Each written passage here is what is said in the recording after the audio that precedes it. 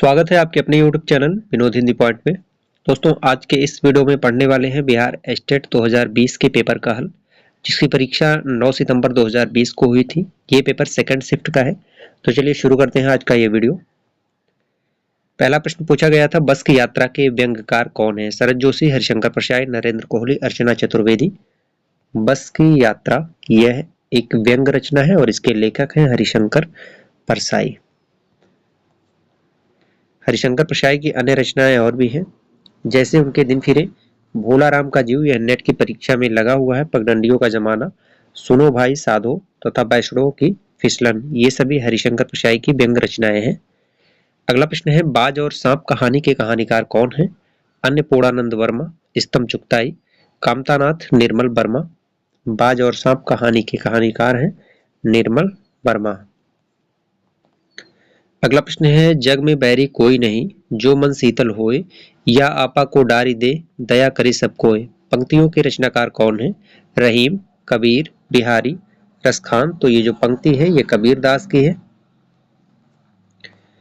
अगला प्रश्न है, कामतानाथ की कहानी लाख की चूड़ियों में किसका वर्णन किया गया है? औद्योगिक विकास में ग्रामोद्योग के उजड़ने की पीड़ा चित्रित है, स्त्री विमर्श को केंद्र में रखा गया, बाल मजदूरी पर सवाल उठाया गया, स्त्री सौंदर्य और संघर्ष को चित्रित किया गया। कामतानाथ की जो कहानी है लाख की चूड़ियां, इसमें जो है औद्योगिक विकास में ग्रामोद्योग के उजड़ने की पीड़ा का चित्रण किया गया है। अगला प्रश्न है, तुलसीकृत विनय पत्रिका की भाषा है अवधी, ब्रजभाषा। अवधी और ब्रजभाषा दोनों, इनमें से कोई नहीं। तो तुलसीदास की विनय पत्रिका जो है यह ब्रजभाषा में लिखी गई है। ब्रजभाषा में जो रचनाएं हैं तुलसीदास की, वैराग्य संदीपनी, रामनारायण नहशूर, पार्वती मंगल, दोहावली, कवितावली, गीतावली, ये सभी ब्रजभाषा में लिखी गई हैं। रामचरितमानस और कवितावली ये अवधी भाषा में लिखी गई है और कवितावली में कलिकाल का वर्णन किया गया है। तुलसीदास की एक प्रसिद्ध रचना है हनुमान बाहुक, जो बाहु पीड़ा से संबंधित है। अगला प्रश्न है, पहाड़ पर लालटेन है ऋतुराज का काव्य संग्रह, मंगलेश डबराल का काव्य संग्रह, मोहन राकेश रचित नाटक, यशपाल रचित उपन्यास। तो पहाड़ पर लालटेन यह मंगलेश डबराल का काव्य संग्रह है। अगला प्रश्न है, रामवृक्ष बेनीपुरी रचित बाल गोविंद भगत क्या है? कहानी, संस्मरण, रेखाचित्र, उपन्यास। तो बाल गोविंद भगत की विधा है रेखा चित्र, रामवृक्ष बेनीपुरी की रचना है। अगला प्रश्न, अरुण कमल को उनकी किस रचना पर साहित्य अकादमी पुरस्कार प्राप्त हुआ? सबूत, नए इलाके में, अपनी केवल धार, पुतली में, संसार।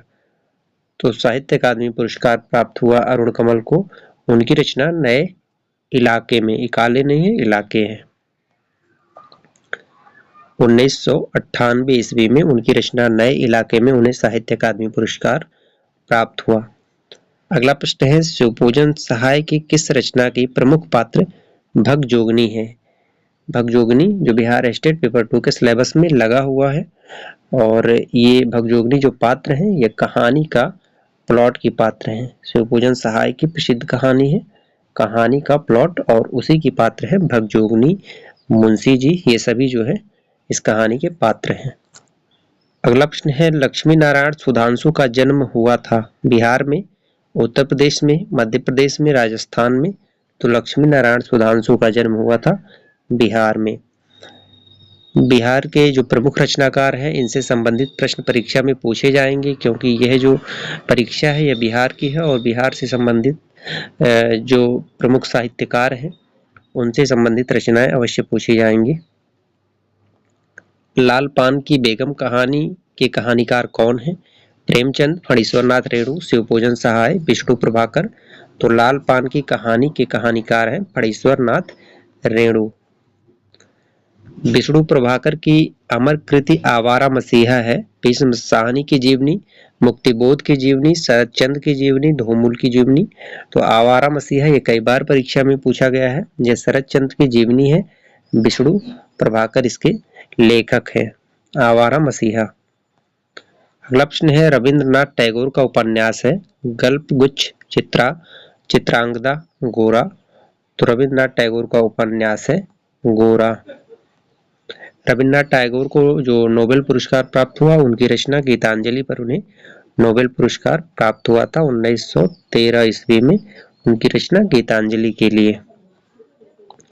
अगला प्रश्न है, प्रसिद्ध कवि मंजन के संबंध में कौन सा कथन असत्य है? सूफी कवि थे। मधुमालती इनकी एकमात्र रचना है। मंजन के गुरु शेख मोहम्मद गौस थे। तो असत्य इनमें से कोई नहीं। असत्य जो कथन है इनमें से कोई नहीं। सभी जो बातें मंजन के संदर्भ में बताई गई हैं ये सभी सत्य हैं। यह सूफी कवि थे। मधुमालती इनकी एकमात्र रचना है। मंजन के गुरु शेख मोहम्मद गौस थे। ये तीनों बातें मंजन के संदर्भ में सत्य हैं।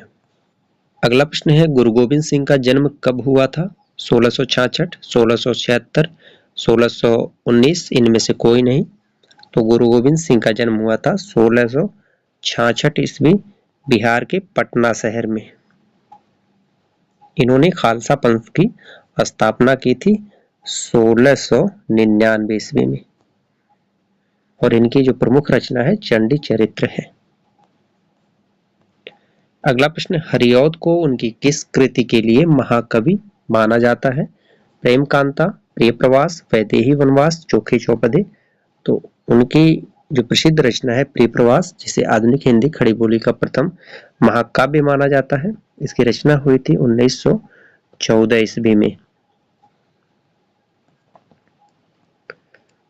1914 ईस्वी में प्रिय प्रवास की रचना हुई थी और इसमें कुल 17 सर्ग हैं। प्रिय प्रवास पर अयोध्या सिंह उपाध्याय को मंगला प्रसाद पारितोषिक पुरस्कार भी प्राप्त हुआ। अगला प्रश्न है, महादेवी वर्मा की कविता में मैं नीर भरी दुख की बदली संकलित है। यामा, रश्मि, दीपशिखा, निहार। तो महादेवी वर्मा की कविता मैं नीर भरी दुख की बदली ये किस काव्य संग्रह में संकलित है? तो यामा पर इन्हें जो है ज्ञानपीठ पुरस्कार प्राप्त हुआ था।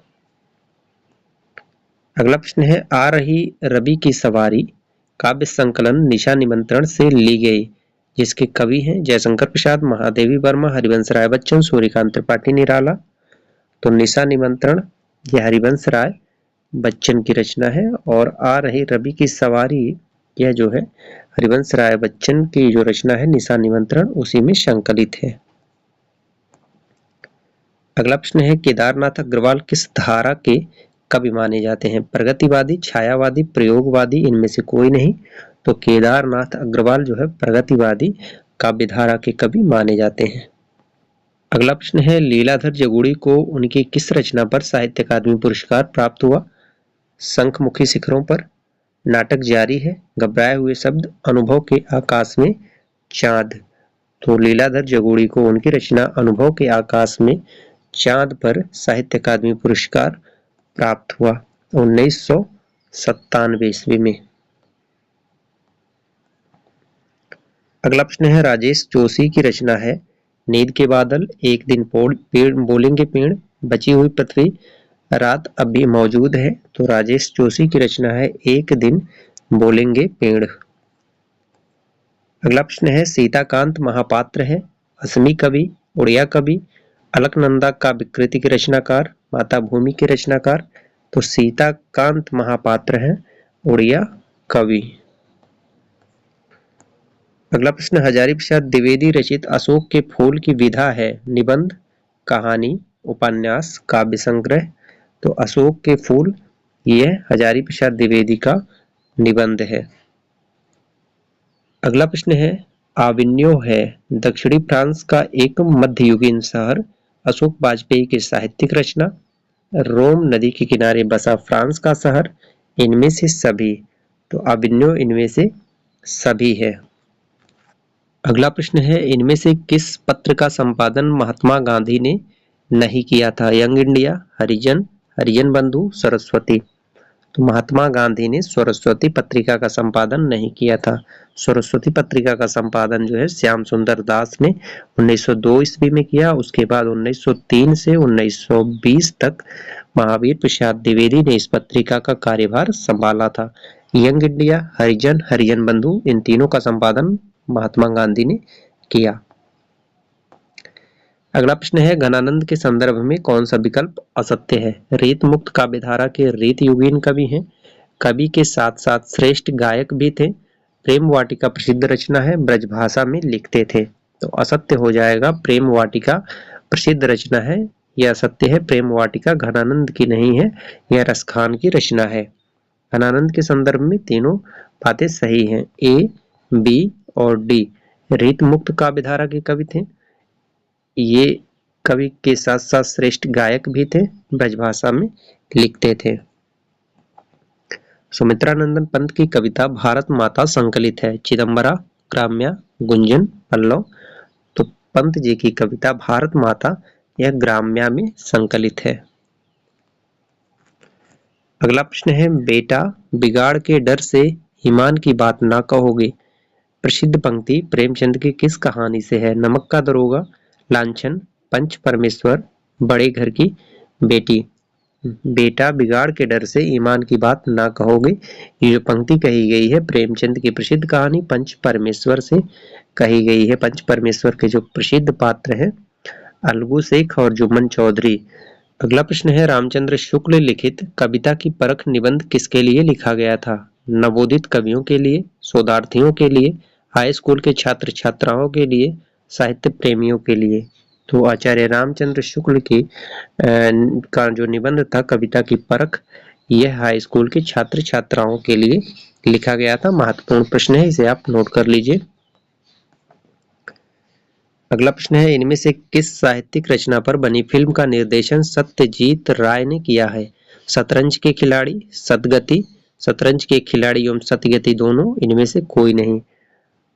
तो सत्यजीत राय ने शतरंज के खिलाड़ी और सतगति दोनों पर जो है फिल्म निर्देशन का कार्य किया था।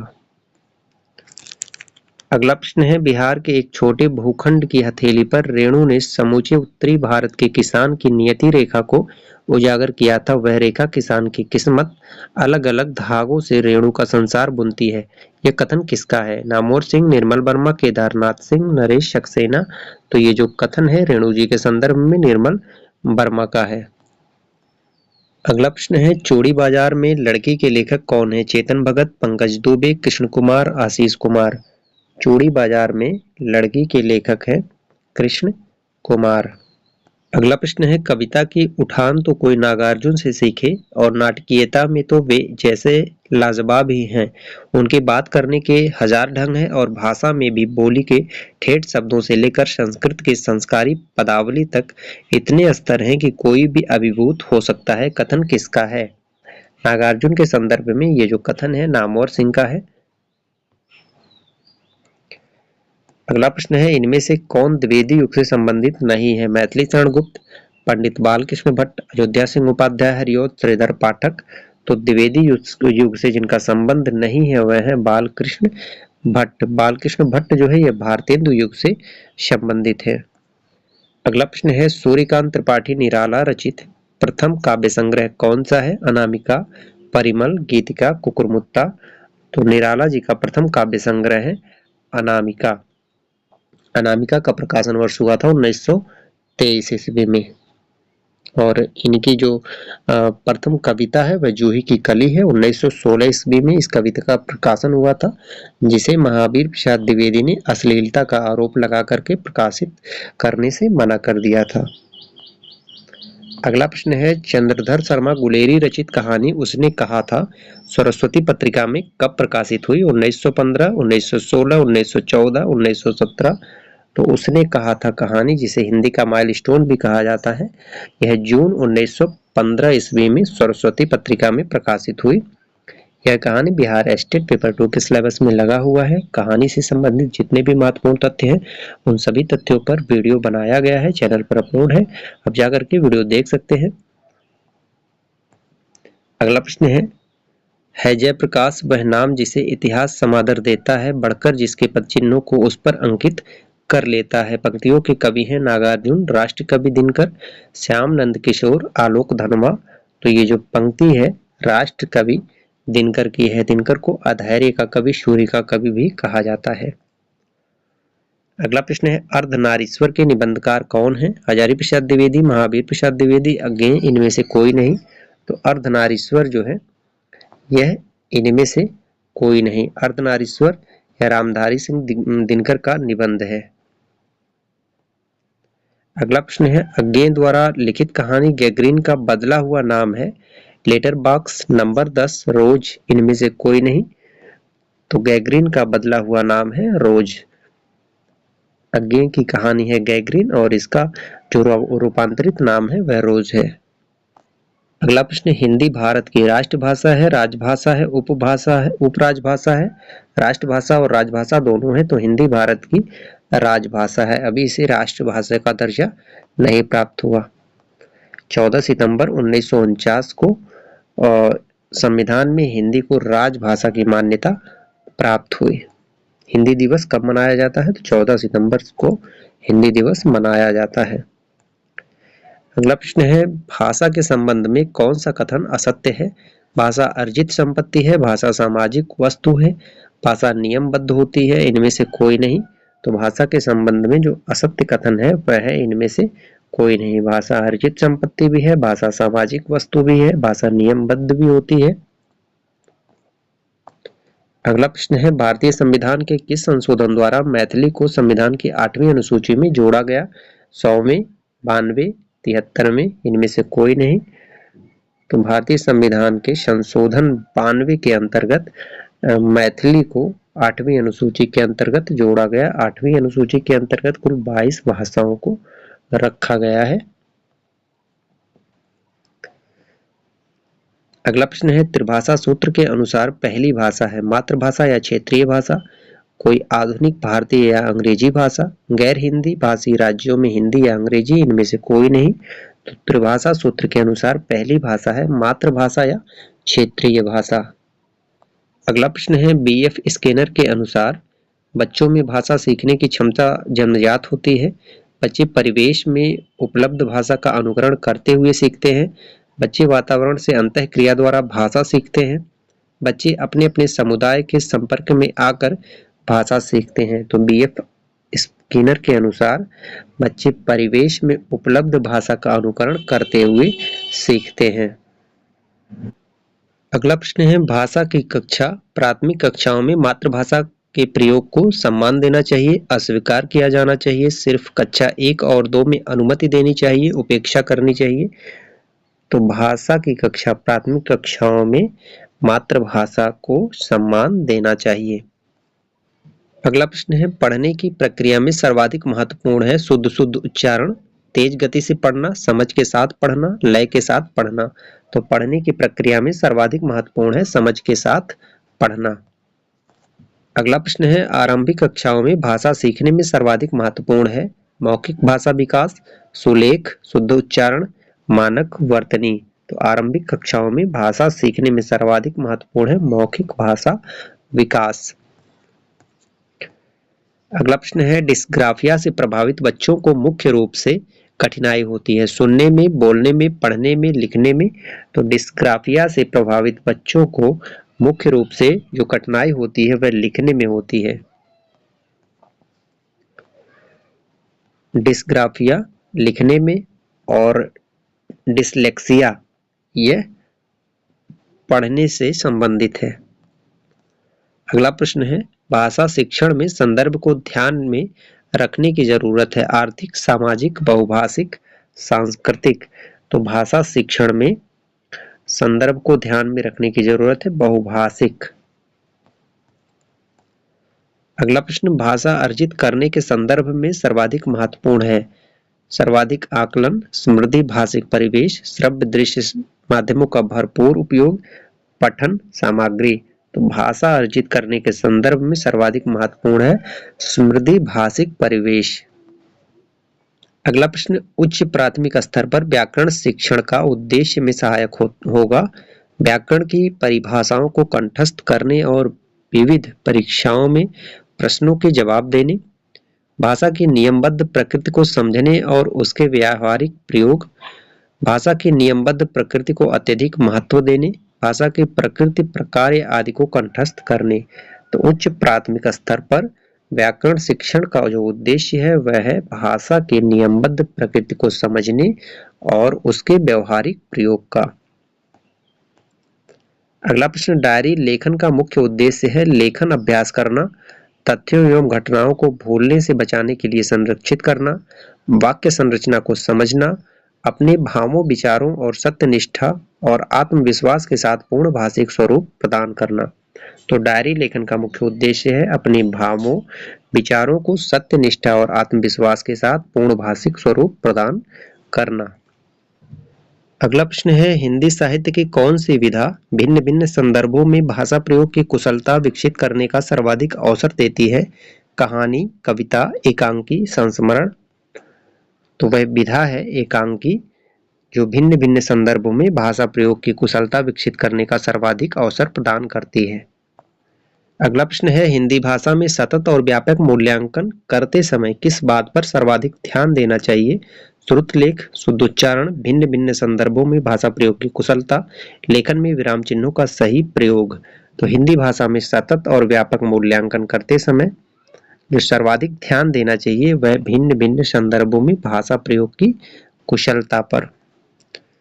अगला प्रश्न है, मौखिक भाषा विकास में आकलन का सर्वोत्तम तरीका है? कविता का गायन, पठान्त, प्रश्नों के उत्तर देना, अंत्याक्षरी, विचार तर्क सहित अपना अनुभव बांटना और बातचीत करना। तो मौखिक भाषा विकास में आकलन का सर्वोत्तम तरीका है विचार वितर्क सहित अपना अनुभव बांटना और बातचीत करना। ये मौखिक भाषा आकलन का सर्वोत्तम तरीका है। अगला प्रश्न है, हिंदी भाषा के अधोलिखित प्रश्नों में आप किसे बेहतर मानते हैं? मुंशी जी गल फांसी लगाकर क्यों मरना चाहते थे? भगजोगनी का दूसरा वर्तमान नवयुवक पति उसका ही सौतेला बेटा है, यह घटना समाज की किस बुराई की ओर संकेत करती है और क्यों? दरोगा जी की तरक्की रुकने की क्या वजह थी? मुंशी जी के बड़े भाई क्या थे? तो हिंदी भाषा के अधोलिखित प्रश्नों में आप किसे बेहतर मानते हैं वर्तनी की दृष्टि से? तो इसमें हो जाएगा भगजोगनी का दूसरा वर्तमान नवयुवक पति उसका ही सौतेला बेटा है, यह घटना समाज की किस बुराई की ओर संकेत करती है और क्यों? ये जो विकल्प है, इन चारों विकल्प में ये विकल्प सबसे सटीक और बेहतर है। जैसा कि आप सभी को पता है, भगजोगनी का जो पहला पति है उसका देहांत हो जाता है और भगजोगनी की दूसरी शादी होती है और जिससे दूसरी शादी होती है वह उसका सौतेला बेटा होता है। इस प्रश्न में यह बताया गया है कि यह घटना समाज की किस बुराई की ओर संकेत करती है और क्यों। अगला प्रश्न है, हिंदी की पाठ्य पुस्तकों में पाठों के चयन करते समय ध्यान रखना चाहिए कि पाठ सरल एवं बच्चों के परिवेश से जुड़े हो, प्रत्येक पाठ के अंत में व्याकरणिक इकाइयों को सुधारण याद करने के अवसर हों, पाठ छोटे हों, कविताओं की संख्या अधिक हो ताकि बच्चों को रटने के पर्याप्त अवसर हों। तो हिंदी की पाठ्य पुस्तकों में पाठों को चयन करते समय ध्यान रखना चाहिए पाठ सरल एवं बच्चों के परिवेश से जुड़े हों। अगला प्रश्न है, मौखिक अभिव्यक्ति के समय होने वाली त्रुटियों पर बार बार टोकने से पढ़ने वाले प्रभाव के संदर्भ में कौन सा कथन सत्य है? बच्चों के पठन कौशल पर बुरा प्रभाव पड़ता है, बच्चे हतोत्साहित हो जाते हैं, पढ़ने के प्रति बच्चों में निराशा का भाव जागृत होता है, इनमें से सभी सही हैं। तो मौखिक अभिव्यक्ति के समय होने वाली त्रुटियों पर बार बार टोकने से पड़ने वाले जो प्रभाव हैं वह सभी हैं, ए, बी और सी, यह तीनों हैं। अगला प्रश्न है, दो तिनकों का घोंसला के उपन्यासकार कौन है? रामवृक्ष बेनीपुरी, आर.सी. प्रसाद सिंह, जानकी वल्लभ शास्त्री, शिवभोजन सहाय। दो तिनकों का घोंसला के उपन्यासकार हैं जानकी वल्लभ शास्त्री। इनका एक कविता है मेघ गीत, जो बिहार स्टेट पेपर 2 में लगा हुआ है। अगला प्रश्न है, कौन सा प्रत्यय लगाने से सुंदर विशेषण भाववाचक संज्ञा में बदल जाएगा? त्व, ता, तम, इनमें से कोई नहीं। तो सुंदर में अगर ता लगा दिया जाए तो इसका भाववाचक हो जाएगा सुंदरता। अगला प्रश्न है, निम्नांकित शब्दों में कौन सा शब्द स्त्रीलिंग नहीं है? मोती, उपाधि, थकान, पंचवटी। जो स्त्रीलिंग शब्द नहीं है वह है मोती। मोती स्त्रीलिंग नहीं है, यह पुल्लिंग है। वीर का स्त्रीलिंग है वीरांगना, वीरांगना, वीरपशु, वीरवती। तो वीर का स्त्रीलिंग हो जाएगा वीरांगना। थोड़ा दूध चाहिए वाक्य में थोड़ा है संख्यावाचक विशेषण, परिणामवाचक विशेषण, गुणवाचक, सार्वनामिक विशेषण। तो थोड़ा दूध चाहिए वाक्य में थोड़ा जो है यह परिमाणवाचक विशेषण है। निम्न में सकर्मक क्रिया है हंसना, रोना, खाना, टहलना। जो सकर्मक क्रिया है वह खाना। प्रत्युत्तर का संधि विच्छेद है प्रतिधन उत्तर, प्रत्युधन उत्तर, प्रतिधन्युत्तर, प्रतिधनुत्तर। तो प्रत्युत्तर का सही संधि विच्छेद हो जाएगा प्रतिधन उत्तर।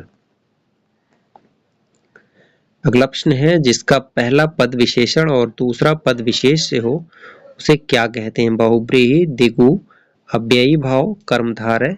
जिसका पहला पद विशेषण और दूसरा पद विशेष से हो उसे कहते हैं कर्मधारय समास। अगला प्रश्न है शरण शब्द का पर्यायवाची है प्रतान, त्राण, कटक, दिरुद। तो शरण शब्द का पर्यायवाची हो जाएगा त्राण।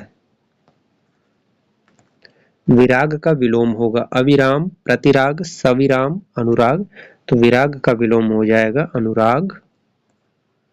आसक्त असक्त शब्द युग्मों का सही अर्थ युग्म है उदासीन असमर्थ, असमर्थ विकलांग, असमर्थ उदासीन, असमर्थ कमजोर।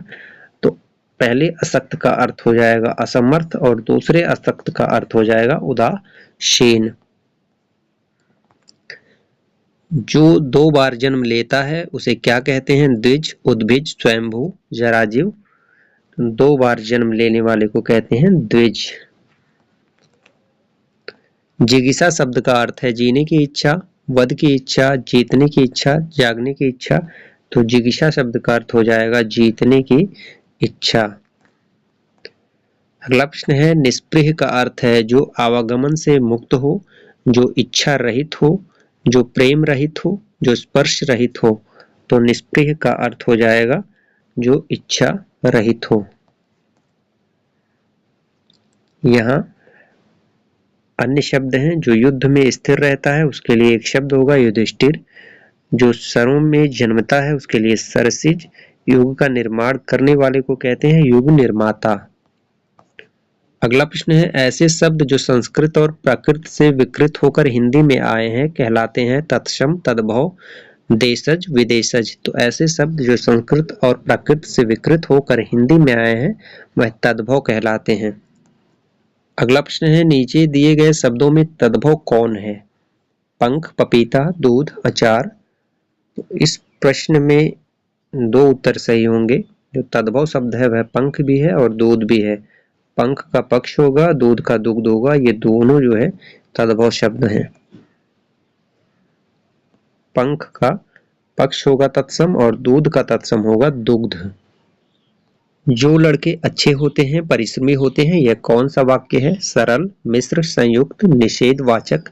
जो लड़के अच्छे होते हैं परिश्रमी होते हैं यह जो है मिश्र वाक्य है।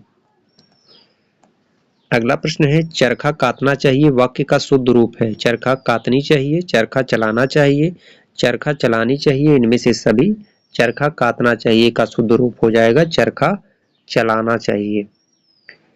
चरखा कौन चलाता था ये आप कमेंट करके बताइएगा अगर आपको याद हो तो।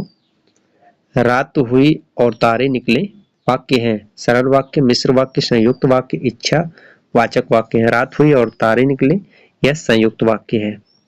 अगला प्रश्न है निम्नलिखित में रस नहीं है श्रृंगार रस, माधुर्य रस, हास्य रस, वीर रस। तो इसमें जो रस का प्रकार नहीं है वह है माधुर्य रस। यह काव्य गुण है। माधुर्य रस नहीं है, माधुर्य काव्य गुण है। माधुर्य प्रसाद ओज, बाकी तीनों रस हैं।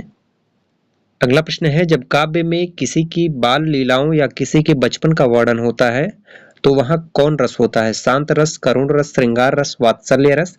जब काव्य में किसी की बाल लीलाओं या किसी के बचपन का वर्णन होता है तो वहां वात्सल्य रस होता है। वात्सल्य रस के सम्राट कौन माने जाते हैं, कौन कहे जाते हैं? आचार्य रामचंद्र शुक्ल ने किसे कहा है अब बताएं। अगला प्रश्न है रोला के संदर्भ में कौन सा विकल्प असत्य है? यह मात्रिक समछंद है। इसके प्रत्येक चरण में 24 मात्राएं होती हैं। यति 12-12 मात्राओं के बाद आती है। प्रत्येक चरण के अंत में 2 गुरु या 2 लघु आते हैं। छंद से संबंधित महत्वपूर्ण प्रश्न। बिहार एस्टेट के प्रथम पेपर और द्वितीय पेपर में पूछे जाएंगे, जो बहुत ही महत्वपूर्ण होंगे। छंद से संबंधित अगर आप वीडियो चाहते हैं तो कमेंट करके जरूर बताएं। इस प्रश्न का जो उत्तर हो जाएगा वह सी होगा। यति 12 मात्राओं के बाद आती है। अगला प्रश्न है, सठ सुधरहि सतसंगत पाई, दी गई पंक्ति में कौन सा अलंकार है? यमक, अनुप्रास, श्लेष, वक्रोति। तो सठ सुधरहि सतसंगत पाई, स वर्ण की आवृत्ति देखिए बार बार हुई है, तो यहाँ पर अनुप्रास अलंकार होगा।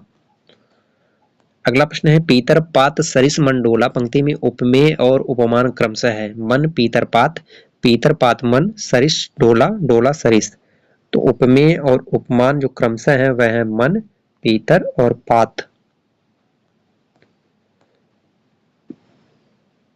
अगला प्रश्न है, जहां किसी बात का वर्णन इतना बढ़ा चढ़ाकर किया जाए कि सीमा अथवा मर्यादा का उल्लंघन या अतिक्रमण हो जाए, वहां कौन सा अलंकार होता? अन्योक्ति, उत्प्रेक्षा, दृष्टांत, अतिशयोक्ति। तो जहां पर बढ़ा चढ़ाकर बात किया जाए वहां पर अतिशयोक्ति अलंकार होगा। जैसे राणा प्रताप का घोड़ा चेतक 7 समुद्र पार कर गया। घोड़ा 7 समुद्र पार कर जाए यह असंभव है, बढ़ा चढ़ाकर बात किया गया है, तो यहाँ पर अतिशयोक्ति अलंकार होगा। अगला प्रश्न है, डॉक्टर गुलाब राय के अनुसार रीतिकाल का प्रथम कवि कौन है? कृपाराम, सोहनलाल, चिंतामणि त्रिपाठी, केशवदास। तो डॉक्टर गुलाब राय के अनुसार रीतिकाल का प्रथम कवि है केशवदास। और चिंतामणि को रीतिकाल का प्रवर्तक किसने माना है? आचार्य रामचंद्र शुक्ल ने। हिंदी का प्रथम आंचलिक उपन्यास किसे माना जाता है? रत्नाथ की चाची, पलचनमा, मैला आंचल, सेठ बाकीमल। तो हिंदी का प्रथम आंचलिक उपन्यास माना जाता है फणीश्वर नाथ रेणु कृत मैला आंचल को, जिसका रचना वर्ष है 1954 ईस्वी। अगला प्रश्न है, अकहानी के संदर्भ में कौन सा विकल्प असत्य है? वह वस्तुतः निषेध और अस्वीकार की कहानी है। यह अविकृति प्रचलित मान्यताओं, मूल्यों, अभिव्यक्ति की पुरानी पद्धतियों के प्रति है। कहानीकार केवल आत्मानुभूत की प्रतिबद्धता को स्वीकार करते हैं, इनमें से कोई नहीं। तो जो असत्य विकल्प हो जाएगा, कहानीकार केवल आत्मानुभूत की प्रतिबद्धता को स्वीकार करते हैं, ये असत्य है। केवल नहीं है, केवल आत्मानुभूत की प्रतिबद्धता को स्वीकार नहीं करते हैं। अगला प्रश्न है, सुनहु तात यह अकथ कहानी आत्मकथा किसकी है? उषा प्रेमदास, शिवानी, कृष्णा सोबती, रजनी पन्निकल। सुनहु तात यह अकथ कहानी, यह जो आत्मकथा है शिवानी की है। अगला प्रश्न है, ताप के ताए हुए दिन के लिए किसे साहित्य अकादमी पुरस्कार प्राप्त हुआ?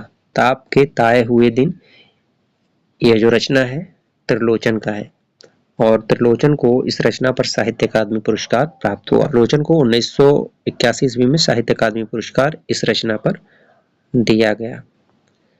अगला प्रश्न है, वाग्देवी की कांस्य प्रतिमा किस पुरस्कार में प्रदान की जाती है? साहित्य अकादमी, ज्ञानपीठ, व्यास सम्मान, श्लाघा सम्मान।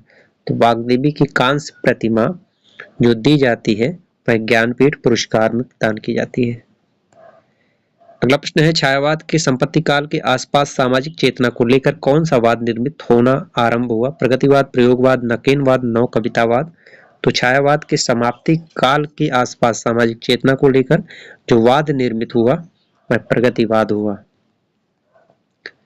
रश्मिरथी का कथानक लिया गया महाभारत से, रामायण से, स्वाधीनता संग्राम से, भारत की सामाजिक सांस्कृतिक पृष्ठभूमि से। तो रश्मिरथी का जो कथानक लिया गया है वह महाभारत से लिया गया। रश्मिरथी का जो नायक है वह कर्ण है, और रश्मिरथी यह रामधारी दिनकर की रचना है। अगला प्रश्न है, इनमें दुष्यंत कुमार का गजल संग्रह है, एक कंठ बिस्पाई, आवाजों के घेरे, साय में धूप, सूर्य का स्वागत। तो दुष्यंत कुमार का जो गजल संग्रह है वह है साय में धूप। अगला प्रश्न है, अंधा युग में, अंधा युग के संदर्भ में कौन सा कथन सही है? शराबी पति द्वारा पत्नी पर किए जाने वाले अत्याचार को वर्ण के रूप में लिया गया है। प्रेम और विवाह का कला साधना के परिप्रेक्ष्य में देखने का प्रयास किया गया है। महाभारत के 18वें दिन की संध्या से कृष्ण की मृत्यु तक की कथा ली गई है। चर्म सौंदर्य की जगह कर्म सौंदर्य को प्रतिष्ठित किया गया है। तो अंधा युग से संबंधित जो सही कथन हो जाएगा वह महाभारत के 18वें दिन की संध्या से कृष्ण की मृत्यु तक की कथा ली गई है, ये कथन सही है। अगला प्रश्न है, इनमें से कौन मोहन राकेश का नाटक नहीं है? आषाढ़ का एक दिन, लहरों के राजहंस, आधे अधूरे, अंतराल। तो मोहन राकेश का जो नाटक नहीं है वह है अंतराल। अगला प्रश्न है धूमिल का मूल नाम क्या था? सुदामा पांडे, गजानन माधव, रमाशंकर शुक्ल, जगन्नाथ दास। तो धूमिल का जो मूल नाम था वह था सुदामा पांडे। अगला प्रश्न है जखन छोटो छिलम है। राजा राम मोहन राय की जीवनी, ईश्वरचंद विद्यासागर की आत्मकथा, रविन्द्रनाथ ठाकुर की आत्मकथा, सत्यजीत राय की आत्मकथा। तो जखन छोटो छिलम है यह जो है सत्यजीत राय की आत्मकथा है। आज का हमारा अंतिम प्रश्न है कविता के नए प्रतिमान के लेखक कौन है? Ramswaroop Chaturvedi, Ramvilas Sharma, doctor Namvar Singh, doctor Nagendra. तो कविता के नए प्रतिमान के लेखक हैं डॉक्टर नामवर सिंह। ये थे बिहार स्टेट 2020 के पेपर का संपूर्ण हल। आशा करते हैं आज का वीडियो आप सभी को पसंद आया होगा। वीडियो पसंद आया हो तो आप वीडियो को शेयर करें, चैनल पर नए हैं तो चैनल को सब्सक्राइब करें। मिलते हैं अगले वीडियो में कुछ नए प्रश्नों के साथ, तब तक के लिए नमस्कार।